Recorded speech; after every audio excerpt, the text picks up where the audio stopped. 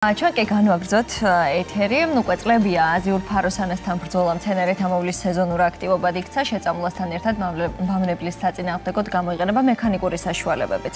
ფაროსანასთან ბრძოლის პროცესში განსაკუთრებით მნიშვნელოვანია მოსახლეობის ჩართულობა, რა ღონისძიებებია უკვე ჩატარებული ამ დროისთვის, რა არის ეფექტური ფაროსანას წინააღმდეგ და სახლის პირობებში რა უნდა გავაკეთოთ, რომ მომავალ წელს კიდევ უფრო ნაკლებად შეგვაწუხოს ამ მავნებელმა. ჩვენი სტუმარი არის ბატონი ნიკა მესხი, სურსათის ეროვნული სააგენტოს მცენარეთა დაცვის დეპარტამენტის უფროსი. მოგესალმებით ბატონო ნიკოლას. მოგესალმებით, მივესალმებით თქვენს მაყურებლებს. თითქმის 10 წელია, რაც ამ მავნებელს ვებრძვით და 10 წელი უკვე საკმაოდ დროა იმისთვის, რომ რაღაც გამოცდილება კი დაგვიგროვდეს მავნებელთან ბრძოლაში. რა შედეგები გვაქვს დღეისთვის, იმიტომ რომ რაღაცნაირად ეს ხდება ყოველწლიური ლიკვიდაცია ამის თუ არეალების შევიწროება, მაგრამ დროთა განმავლობაში მიზანი რა არის? ანუ საერთოდ გაქრება ეს წერი?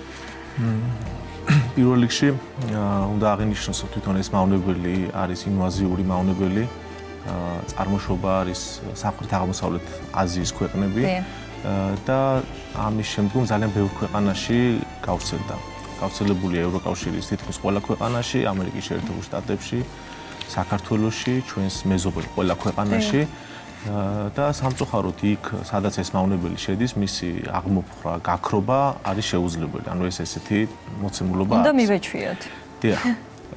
და უნდა ვისწავლოთ, ერთად თანაცხოვრება უნდა ვისწავლოთ. უნდა ვისწავლოთ ასევე სწორად მართვა. მისი რომ ავიცილოთ თავიდან ის ზიანი, რომელიც შეიძლება მან მოიტანოს იმ შემთხვევაში, თუ არ იქნება მის საწინააღმდეგო ღონისძიებები გატარებული. ახლა მიზანი რა არის და საერთოდ პროგრამა ხორციელდება თქვენ აღნიშნეთ 2017 წლიდან სახელმწიფო პროგრამის ფარგლებში მართვის ცენტრი არის ჩამოყალიბებული დასავლეთ საქართველოში, რომ კოორდინირებულად და ეფექტიანად განხორციელდეს ეს ღონისძიებები და ღონისძიებები მოიცავს როგორც მონიტორინგს, ასევე უშუალოდ სპეციალური ტექნიკით სამუშაოების ჩატარებას სხვადასხვა პრეპარატებით, მოსახლეობის ცნობიერების ამაღლებას და სამეცნიერო კვლევით სამუშაოებს. მთავარი მიზანი პროგრამის არის, რომ დავიცვათ სასოფლო-სამეურნეო კულტურები დაზიანებისგან.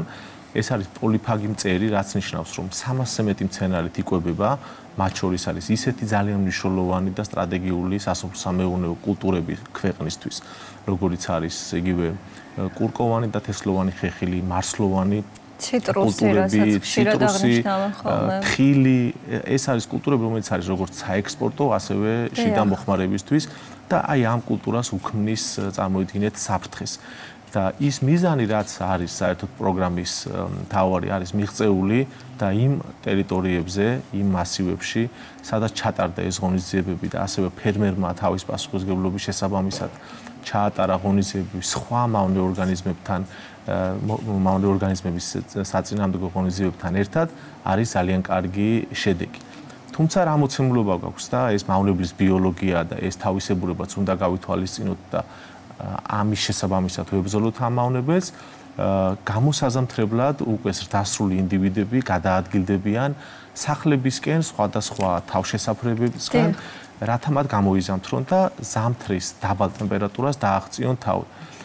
ეხლა როგორი მოცემულობა გქონდა, ჩვენ სექტემბერში იყო დაბალი ტემპერატურა, ასევე ნალექი უხვი და ეტაპობრივად მოხდა ამ მავნებლის ერთად შეგროვება ეტაპობრივად. და შემდგომ, როდესაც უკვე ოქტომბრის დასაწყისში ტემპერატურა აიწია მთელი ქვეყნის მასშტაბით და ზოგ შემთხვევაში 27-28 გრადუს ცელსიუს გადააჭარბა, მოხდა მათი ხელახალი გააქტიურება და აი ამ დროს იყო, ასე ვთქვათ, თვალეთხილული მოსახლეობისთვის და ზუსტად ამ დროს არის ძალიან მნიშვნელოვანი თითოეული ჩვენთაგანის ჩართულობა. არ არის, რა თქმა უნდა, სასიამოვნო და უქმნის დისკომფორტს, რომ ესეთი დიდი ზომის წერი ან საცხოვრებელ სახლში ან სხვა ტერიტორიებზე არსებობს, მაგრამ აი ესეთ ჩართულობას აქვს ძალიან დიდი მნიშვნელობა. ანუ ერთი განადგურებული მავნებელი უდრის მომავალ სეზონზე დაახლოებით 30,000 განადგურებულ მავნებელს, იმიტომ რომ ეს სწრაფად მრავლდება, თაობებს იძლევა ჩვენ ტერიტორიასთან, ისეთი პირობები გვაქვს ჩვენ საქართველოში, მშვენივრად გრძნობს თავს. მცენარეული საფარი, კლიმატური პირობები და ანუ ეს ყველაფერი აძლევს მას ხელს, რომ კარგად გამრავლდეს. მექანიკურ საშუალებებზე რომ ვისაუბროთ, მაშინ ანუ მოსახლეობა როგორ უნდა ებრძოლოს მავნებელს, იმიტომ რომ ერთია, როდესაც სახელმწიფო პროგრამას ახორციელებს და ვთქვათ, სასოფლო-სამეურნეო სავარგულები რაღაც ნისლია, ხო, რითიც დამუშავება ხდება და ასე შემდეგ, ხო, მაგრამ უშუალოდ აი, როდესაც სახლში შემოდის ან შესაძლოა სარდაფში იყოს შენობაში დახურულ სივრცეებში, მაშინ რაც ვშვებით? სხვადასხვა ვიდეორგოლი არსებობს ამისთვის და თქვენ სიუჟეტშიც გავიდა ვადევნებდი თვალყურს. ეს არის იგივე მარტივი ტიპის მუყაოს ყუთისგან თავშესაფრის შექმნა და იქ მავნებელი შედის, გროვდება და მისი განადგურება მექანიკურად. ასევე სინათლისა და საპნიანი წყლის კომბინაცია, როდესაც სინათლის წყარო იზიდავს და შემდეგ ესეთ ხსნართან კონტაქტის შედეგად მავნებელი კვდება. არის ბევრი სხვადასხვა მეთოდი, არის დაშვებული პრეპარატები, რომელთა გამოყენება არის მიზანშეწონილი და დაშვებული სახლის პირობებში, შენობებში.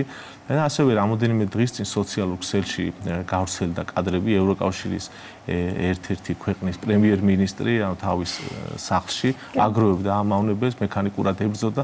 ანუ ეს ჩვეულებრივი მომენტი, ეს არის გლობალური ფაროსანასთან ბრძოლის და დაახლოებით თუ ერთი ფაროსანა მომავალ წელს 30000 უდრის, სადღაც რამდენი ყავს ლიკვიდირებული? ძალიან დიდ სივრცე შეიძლება ავიდე, ერთ-ერთ წინა ხაზში მებრძოლი ვიქნები, ალბათ ფაროსანას წინააღმდეგ.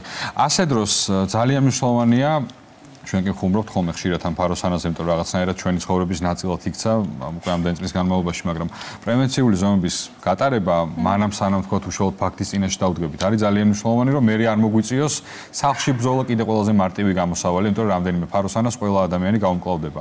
თქვათ, ვისაც ეს პრობლემა ჯერ არ ქონია, მან აი როდის უნდა დაიწყოს მზადება, რა ნაბიჯები უნდა გადადგას იმისთვის, რომ რისკები შეამციროს, გვესმის, რომ ახლა ეს 100%-იანი არ იქნება, რომ ამის გაკეთების შემთხვევაში ფაროსანი საერთოდ აღარ მოგვიკარგება. ადრე გაზაფხულზე, როდესაც მავნებელი უკვე ისევ გამოსაზამთრებელი ადგილებიდან გადადის სასოფლო-სამეურნეო სავარგულებზე, მწვანე საფარზე, ამ დროს უნდა დაიწყოს მონიტორინგი და ჩვენი პროგრამაც ამას არის დამყარებული ამ მავნებლის ბიოლოგიას. მთელი ქვეყნის მასშტაბით ხდება სპეციალური მონიტორინგის სისტემების დამონტაჟება, 8000 ერთეულზე მეტი დამონტაჟება ხდება ყოველწლიურად და თითოეული თემის, თითოეული სოფლის დონეზე ჩვენ გვაქვს ინფორმაცია მავნებლის გავრცელების დინამიკის, მისი გამოსვლის და იმ ღონისძიებების დაწყების ვადების შესახებ.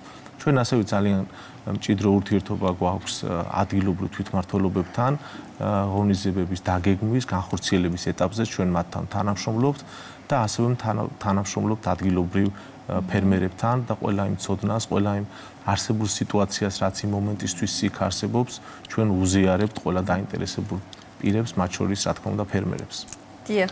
და ბოლოს მაინტერესებს ზოგადად მცენარეთა დაცვის სფეროში ბევრი გამოწვევა. ფაროსანაც არ არსებობდა, მაგრამ დაახლოებით 10 წლის წინ გამოჩნდა, ხო? იგივეა ვთქვათ კალიებზე მახსოვს ერთი პერიოდი რაღაც იყო ამაზეც საუბარი. აი ასეთი ახალ-ახალი გამოწვევები ბევრია? საქართველოში მცენარეთა დაცვის ეროვნულ ორგანიზაციას წარმოადგენს სურსათის ეროვნული სააგენტო და ზუსტად ესეთი გამოწვევებისთვის არის ეს ორგანიზაცია მზად და ატარებს იმ შესაბამის ღონისძიებებს. პირველ რიგში ხორციელდება მონიტორინგი ნებისმიერი მავნებლის, საკარანტინო მავნებლის შემოსვლაზე, მის გავრცელებაზე ხდება დაკვირვება და ლაბორატორიული ანალიზები, რაც შეეხება კალიების წინააღმდეგ, ესეც რეგიონში წარმოადგენს სერიოზულ პრობლემას და სააგენტო ატარებს ღონისძიებებს, უფრო მეტიც ჩვენ ვითვლებით ერთ-ერთ წამყვან ქვეყნად რეგიონში და ჩვენთან გამოცდილების გაზიარების მიზნით სხვა ქვეყნებიდან ყოველწლიურად ჩამოდიან და ჩვენ მათ უზიარებთ გამოცდილებებს და ესეთი გატარებული პრევენციული ღონისძიებების შედეგად არის დაცული სასოფლო-სამეურნეო კულტურები და არის თავიდან აცილებული ის დიდი დანაკარგები, რაც შეიძლება გამოიწვიოს მავნე ორგანიზმების გავრცელება. დროის გასვლასთან ერთად ძალიან დიდი იმედი მაქვს, რომ ცნობიერებაც გაიზრდება კიდევ უფრო როგორც ჩვენი მოქალაქეების, ასევე ახალი საშუალებებით შემოვა ასეთ მავნებლებთან საბრძოლველად და თითოეული ქართველი ჩვენ წილ ფაროსანას გავანადგურებთ და ასე გადავარჩენთ.